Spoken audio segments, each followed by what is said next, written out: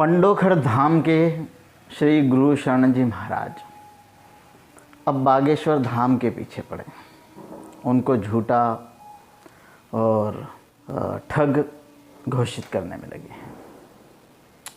ये समझ में नहीं आता कि जैसे आप जन कल्याण की बात करते हैं, जन कल्याण के लिए काम करते हैं, ये आपका दावा है, इसके पीछे क्या है ये मैं नहीं जानता, वैसा ही काम अगर बागेश्वर धाम के महाराज करते हैं तो उन पर आरोप प्रत्यारोप आप वीडियो बना बना के सोशल मीडिया पर अपलोड कर रहे हैं। आपका कहना है कि वो फ्री के नाम का प्रचार करते हैं और पैसा लेते हैं। वो भी यही काम कर रहे हैं। अगर कोई उनसे प्रभावित होकर उनके पास जाता है और कुछ मनोविज्ञान की दृष्टि से ठीक भी होता है, जिसको लाभ भी होता है, तो जो आपके यहाँ पैसा दे के रसीद कटा के आते हैं वैसे वो वहाँ चले जाते हैं। जिनको जो सुविधा है, सुलभ रास्ता पड़ता है और जिनकी जहाँ आस्था है वे लोग वहाँ चले जाते हैं। आप अपना कर्म करें, वो उनका कर्म करें। दूसरा ये है कि बातों से ऐसे ही लगता है कि अब अहंकार जगने लगा है, कि जब कोई अहंकारी हो जाता है तो भगवान भी उनके अहंकार को ध्वस्त करने के लिए कोई ना कोई रास्ता ढूंढते हैं, या किसी न किसी को भेज के उसका अहंकार ध्वस्त करवाते हैं। आप इतने अहंकारी हो गए कि जो काम आप पर्ची पर लिख के करते हैं वैसा और कोई नहीं करना चाहिए। मैं आपको जानकारी के लिए बता दूं कि हमारे भी कुछ एक पंडित जी हैं परिचित, वे भी कोई जाता है तो पर्ची पे लिख के ही बताते हैं कि भाई आपका नाम ये है, आप वहाँ से आए हैं, आपका ये प्रश्न है।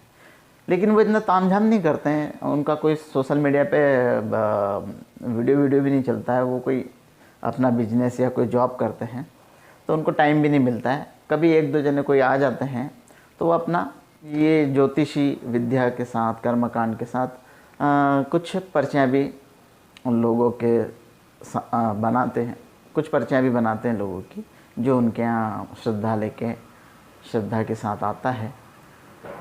तो ऐसा नहीं है कि एकमात्र पूरे भारत में आप ही हैं जो ये इस तरीके से भविष्यवाणी करते हैं। इसी प्रकार बागेश्वर धाम में हमने देखा, जब एक दो चार जने आते थे वहाँ, उनके कुछ वीडियो पुराने, वे भागवत कथा में व्यस्त रहते थे। उनके बाद जब लोगों की आस्था श्रद्धा बढ़ने लगी तो वहाँ भीड़ बढ़ने लगी। उन पर एक न्यूज़ चैनल ने प्रोग्राम भी बनाया। तो किसी को बढ़ते हुए देखकर जलना या जलन महसूस करना, ये संत या ज्ञानी या विद्वान लोगों का काम नहीं है।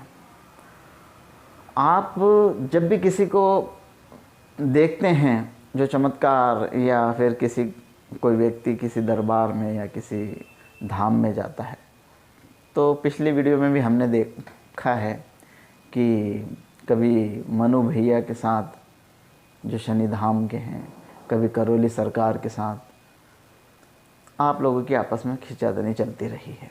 अब नंबर आ गया बागेश्वर धाम को भी लपेटने का। आप अपना कर्म कीजिए, आप में जिनकी श्रद्धा है वह आएंगे। अब आपको शायद डर लगने लगा कि अगर बागेश्वर धाम की महिमा बढ़ गई और लोग वहाँ बहुत आने लग गए तो फिर हमारा क्या होगा। जिनको जहाँ सुलभ लगे, जहाँ श्रद्धा हो, आप भी जन कल्याण की अगर भावना रखते हैं तो आप खुश होइए कि अरे वाह, एक व्यक्ति और आया जो जन कल्याण में लोगों का भला कर रहा है, और मेरे साथ साथ और भी लोग आएँ जो जन कल्याण करें, लोगों के दुख दूर करें। तो भारत में तो वैसे दुख कम हो जाएगा, आपको तो खुश होना चाहिए। अब कुछ लोग मुझसे कह रहे हैं कि भाई आप क्यों बना रहे हो ये ऐसे वीडियो, आपको क्या लेना देना, ना बागेश्वर धाम से लेना देना, ना पंडोखर धाम से लेना देना, ना करौली सरकार से, ना ही मनु भैया से।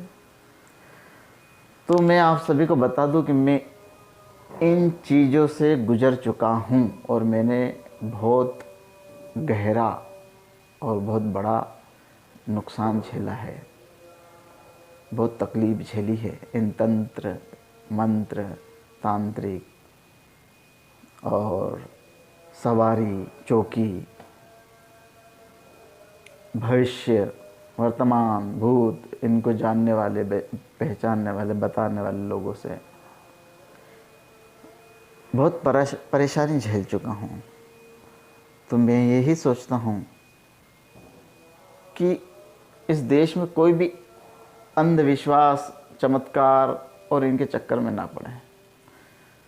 होता क्या है कि परिवार में इन लोगों की वजह से कई लोगों में आपस में झगड़ा होता है। कोई मानता है और कोई नहीं मानता है, तो आपस में उनके झगड़े होते हैं।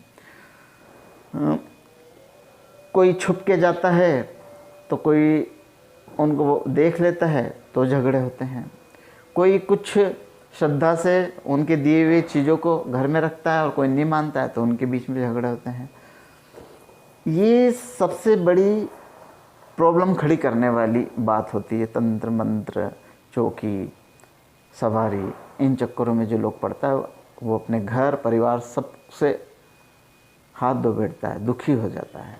और परेशानी सबसे ज़्यादा ठीक होने की बजाय, अच्छा होने की बजाय बुरा ही बुरा होता है लोगों के बीच में।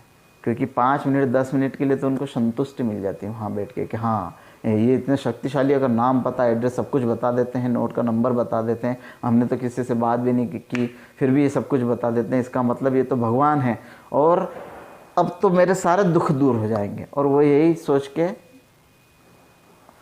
जो वास्तव में उसको कर्म करना चाहिए वो करता नहीं, करना ही छोड़ देता है, उनके भरोसे ही रह जाता है। और फिर जब विकट समस्या उनके घर में आने लग जाती है, तो फिर ना वो इधर का होता है ना उधर का होता है। तो मेरा वीडियो बनाने का या संवाद करने का यही उद्देश्य है कि कोई भी लोग ये अंधविश्वास या ऐसी चीज़ों के चक्कर में न पड़े।